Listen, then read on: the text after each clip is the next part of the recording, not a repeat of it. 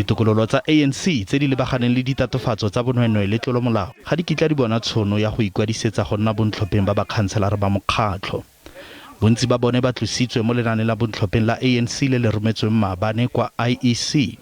Mokgatlho o busang o neetswe tshono gape ya romela bontlhopheng ba one jaaka o ile wa retelelwa ke go romela bontlhopheng ba bommasepala ba le 93 ka la bo 23 ba kgwedi e fetileng. We removed the lady that had insulted people with HIV and AIDS in Ward 94, also in the Western Cape.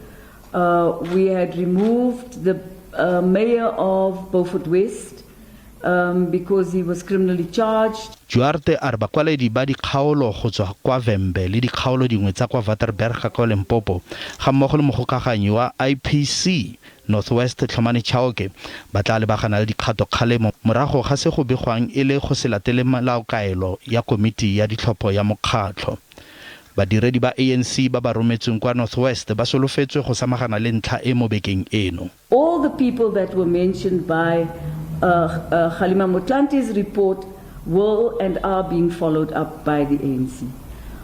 We, in the NEC, we agreed that whilst it is right to raise the concept of discipline in the NEC, we still have to follow the disciplinary process of the NEC.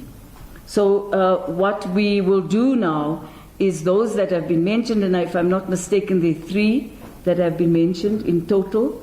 All those 3 people, the recommendation is that there are investigations and disciplinary action be taken. Go nnile le dingangisano ka ga lenaane la bontlhopheng la ANC mo maloko a mangwe a neng a sa itumela a ne a tsweletse ka ditshupetso kwa ntle ga ntlokgolo ya mokgatlho.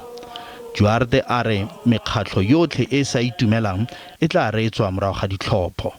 The only dispute that may be relevant is if a person can prove without reasonable doubt to the ANC that they were indeed the candidate that the community did select.